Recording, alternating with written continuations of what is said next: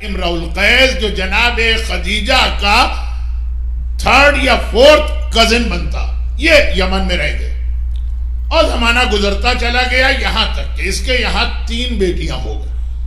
کوئی بات نہیں، پیغمبر نے تو بشارت دی ہے بیٹیوں کی پرورش کرنے والا۔ بیٹیاں کتنی اچھی ہوتی ہیں، جن کے پاس بیٹیاں ہیں ان کو معلوم۔ لیکن ہوا یہ کہ جب اس کی ایک بیٹی بڑی ہوئی شادی کے قابل، بلکہ 2، تو اس کی بیوی کا انتقال ہو گیا۔ اس کا نام ہے امرؤ القیس۔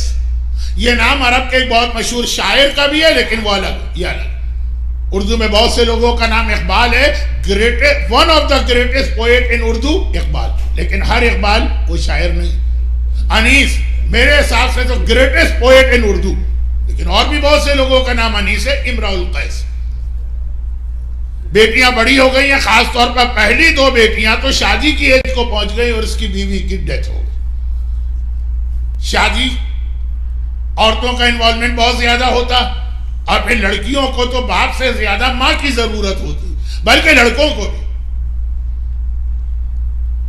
بیوی کسی کے مر جائے تو وہ فوراً دوسری شادی کی سوچتا ہے۔ شہزادی کی وصیت بھی تھی جو کل آپ نے سنی، لیکن شوہر مر جائے تو بہت سی عورتیں پوری زندگی بے وقت میں گزار۔ اب اس کی بیٹیاں بھی جوان بھی ہیں، اب بیوی مر گئی، اور اس دوران یہ اسلام بھی قبول کر چکا۔ یمن میں مل نہیں رہا، یہ سیدھا مدینے آیا، مدینہ کیپٹل سٹی۔ بیٹیوں کو لے کے مدینے میں آیا، لیکن مدینے میں کسی کو جانتا ہی نہیں، صرف اس لیے لے کے آ گیا جیسے میں بہت سے لوگوں کو جانتا ہوں جو انڈیا اور پاکستان کے یہاں سیٹل ہے۔ جب بچے شادی کے قابل ہوتے وہ انڈیا اور پاکستان میں جا کے رشتہ ڈھونڈتے ہیں، لیکن اگر ان کی وہاں فیملی یا فرینڈ سرکل ہو تو مسئلہ نہیں ہوتا، کوئی بھی نہ ہو۔ اس کا یہی مسئلہ کہ مدینے میں اس کا کوئی جاننے والا نہیں، بچیوں کو لے کے آ گیا کہ یہ کیپٹل ہے، یہاں سب مسلمان ہیں، کوئی نہ کوئی رشتہ مل جائے گا۔ لیکن بہرحال اس کی ایک کنڈیشن، مجھے رشتہ چاہیے کسی شریف آدمی کا۔ ویسے تو بہت سارے غلط سلط تو یمن میں بھی تھے، اب پتہ نہیں کہ شریف کے لیے میں کون سا لفظ استعمال کروں کہ آپ حضرات سمجھ جائیں۔ آپ بہت ہی خاموش بیٹھے ہوئے ہیں تو پتہ نہیں آپ یہ سمجھے کہ نہیں سمجھے، بس شرافت ہونی چاہیے، پیسہ دولت اتنا بڑا مسئلہ نہیں۔ اب ہمارے یہاں کا ماحول ہے، ہمارے یہاں سے مطلب مسلمانوں کا، جس کے پاس جتنی دولت ہوگی وہ اتنا ہی زیادہ عزت والا، اتنا ہی شریف ہے۔ ہمارے یہاں شرافت کا کرائیٹیریا دولت، دکانیں اتنی ساری ہیں، پراپرٹی اتنی زیادہ ہے، مکان اتنے اچھے ہی بہت شریف آدمی۔ یا یہ کہ مثلا کوئی بڑی پوسٹ، اب مدینے میں اس نے پہلے ٹرائی وہاں کی، اب اس کا رشتہ وہ لوگ لے نہ لے وہ بات کی چیز ہے، پہلے ٹرائی کی، جن کے پاس دولت تھی ان کے پاس گیا، بڑا مایوس ہو گئے۔ پیسے ہیں لیکن تف، ایسا ذلیل آدمی، یہ نیچر کا ہے، میں نام بھی ان کے نہیں لینا چاہتا ہوں۔ اور پھر جن کے پاس حکومت تھی ان کو جا کے دیکھا تو وہ اس سے بھی کنڈیم نکلے۔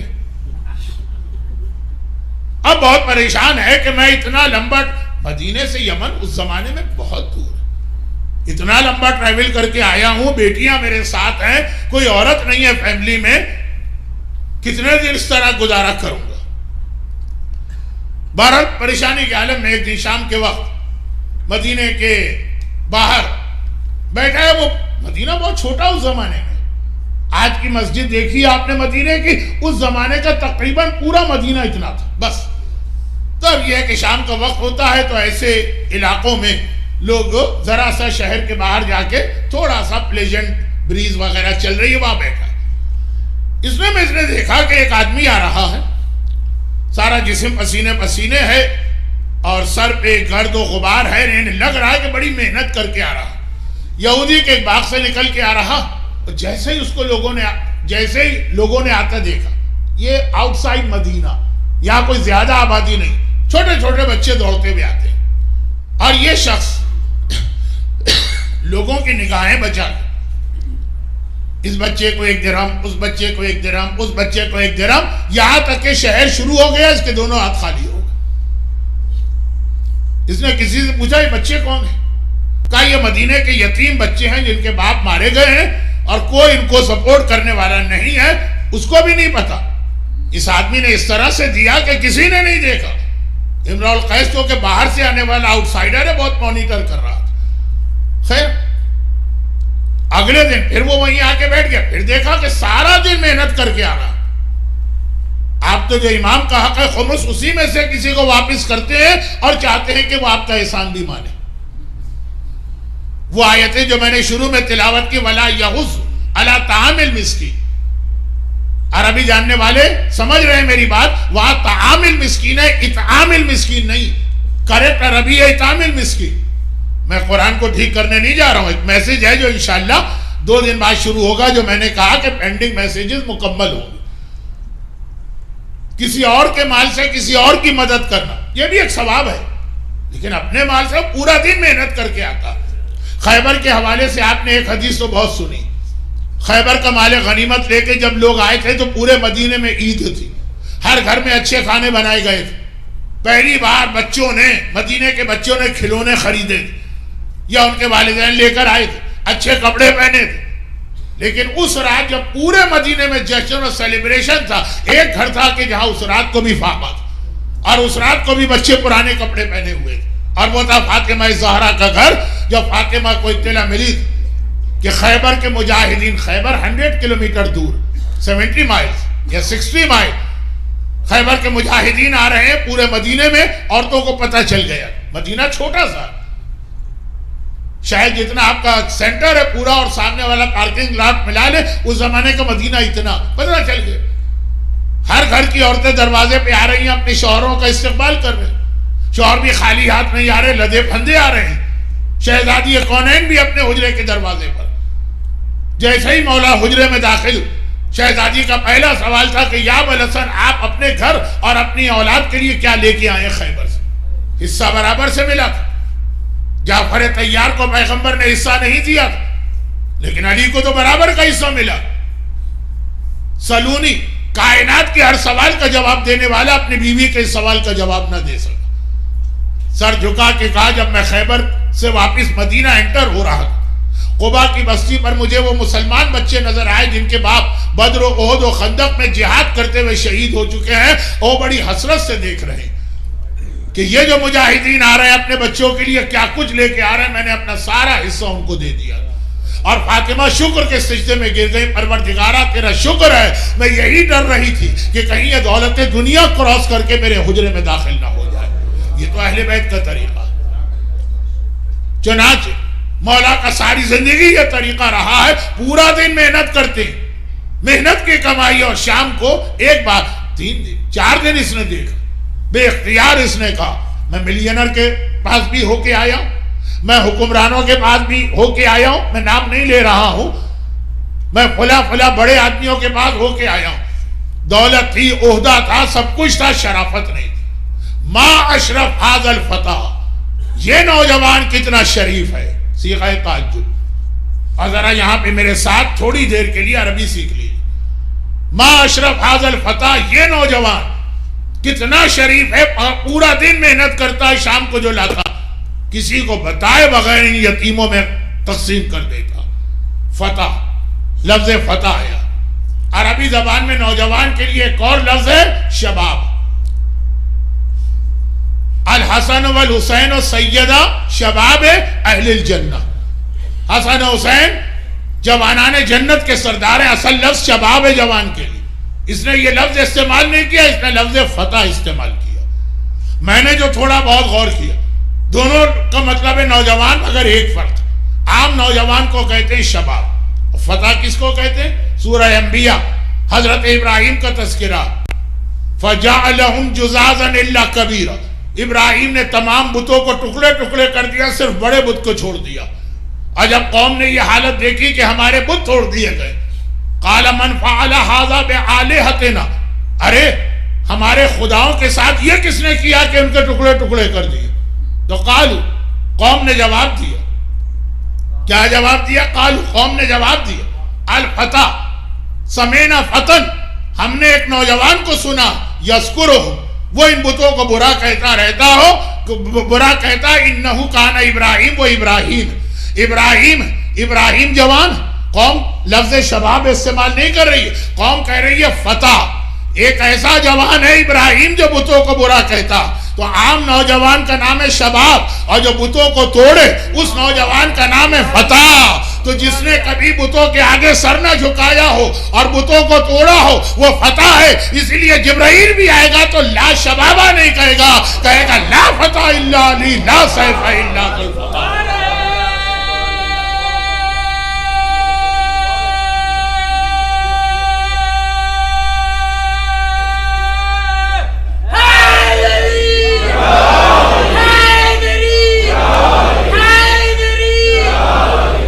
سمینا فتن, ایک فتح کے بارے میں ہم نے سنا ہے جو بتوں کو برا کہتا ہے اسی نے بت توڑے ہوں گے. تمام مسلمان متفق ہیں. اب آج کل کچھ دشمنان اہل بیت ہر حدیث میں گڑبڑ کرتے ہیں, وہ 2 دفعہ میں عرض کر چکا ہوں. تمام مسلمان متفق ہیں کہ پیغمبر کے 1,20,000 120,000 صحابی ہیں. جب ان کا نام لیا جائے گا تو کہو گے رضی اللہ تعالی عنہ, اللہ ان سے راضی. لیکن جب ان میں سے 120,000 میں علی کا نام لوگے تو کہو کہ کرم اللہ وجہہ, اللہ پیشانی کو بلند کرے. فخر الدین رازی کہتے ہیں وجہ کیا ہے؟ 120,000 1,24,000 ایک طرف, علی ایک طرف, اس لیے کہ علی کرم اللہ وجہہ اس لیے کہہ رہا ہے کہ باقی ہر ایک کی پیشانی کبھی نہ کبھی بتوں کے سامنے جھکی ہے, اور علی واحد صحابی رسول ہے کہ زندگی میں کبھی کسی بت کے سامنے پیشانی کو نہیں جھکایا. کرم اللہ وجہہ. کہا کہ معاشرف حاضر فتح کتنا شریف ہے یہ نوجوان. خود سے آگے بڑھ کے گئے اور کہا کہ اپنا تعارف کرائیے. مولانا نے تعارف کرایا اور تو کہا تو اچھا آپ ہیں علی, آپ کا تو بہت تذکرہ سنا ہے کہ آپ مشکل کشا ہیں, میری مشکل کشائی فرمائی. کہا تیرا پرابلم کیا؟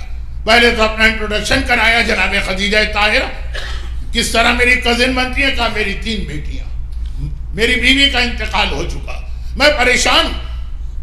اول تو اپنی بیٹیوں کی دیکھ بھال اور پھر ان کی شادیاں.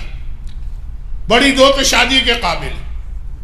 مولانا نے کہا تمہارا مسئلہ میں حل کرتا ہوں, یہ بتاؤ کہ اگر میں اپنے خاندان میں ان بچیوں کی شادی کروں, اس کو تو یقین ہی نہیں آ رہا. جیسے کل ام البنین کے حوالے سے آپ نے سنا نا, وہاں ام البنین کی ماں کو یقین نہیں آ رہا تھا, یہاں ان بچیوں کے باپ کو یقین نہیں آ رہا. کہا یا ابوالحسن کیا میں صحیح سن رہا ہوں؟ آپ اپنے پاک و پاکیزہ یطہرکم تطہیرا خاندان کے سے میرے خاندان کا رشتہ جوڑیں گے؟ کہا کہ ہاں. تم راضی ہو؟ تو خوشی کے ساتھ سر کے بل راضی تھا. بچیوں سے بھی پوچھا گیا.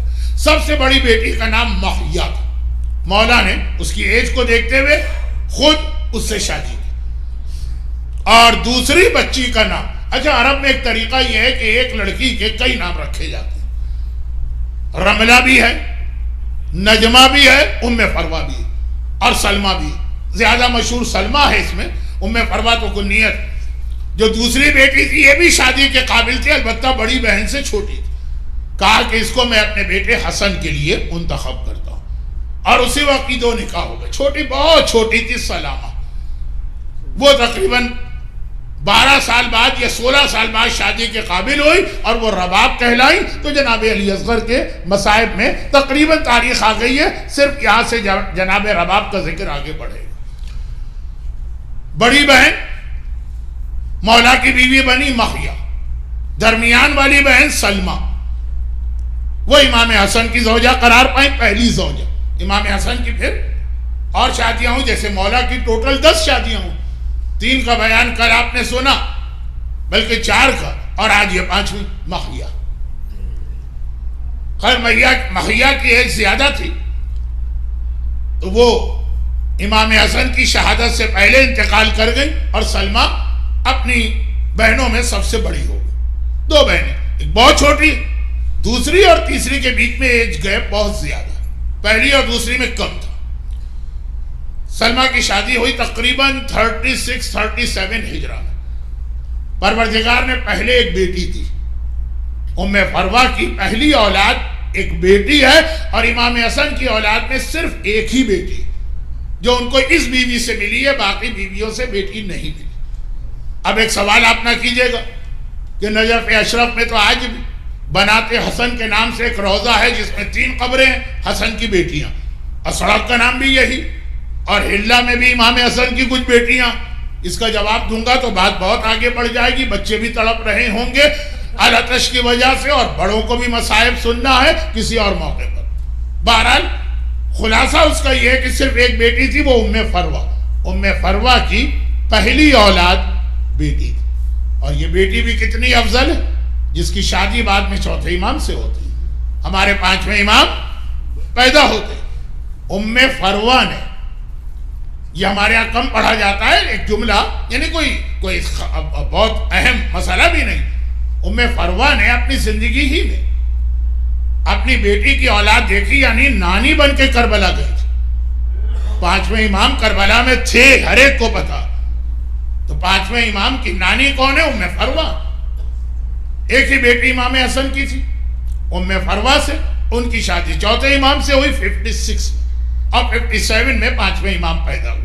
تو ام فروا نے 5ویں امام کو بھی بچپنے میں اسی طرح پالا ہے جیسے نانی اپنے نواسے کو پالتی ہے. مگر اس کے بعد ام فروا کے ہاں 4 بیٹے اور ہوئے ہیں، جن میں تیسرے کا نام قاسم، سب سے بڑے احمد، پھر عبداللہ، پھر قاسم، پھر سب سے چھوٹے کا نام عبداللہ رکھا. اور فرق کے لیے ایک کو عبداللہ اکبر کہتے ہیں جو جناب قاسم سے بڑے، اور ایک کو عبداللہ اصغر کہتے ہیں جو جناب قاسم سے چھوٹے. 5 اولادیں اللہ نے ام فروا کو عطا کی تھی. اور پھر امام حسن کی شہادت ہوئی. اس وقت جناب قاسم کی عمر 3 سال تھی. ام فروا سلمہ نام ہے، نجمہ بھی نام ہے، رملہ بھی نام ہے، ام فروا کنی.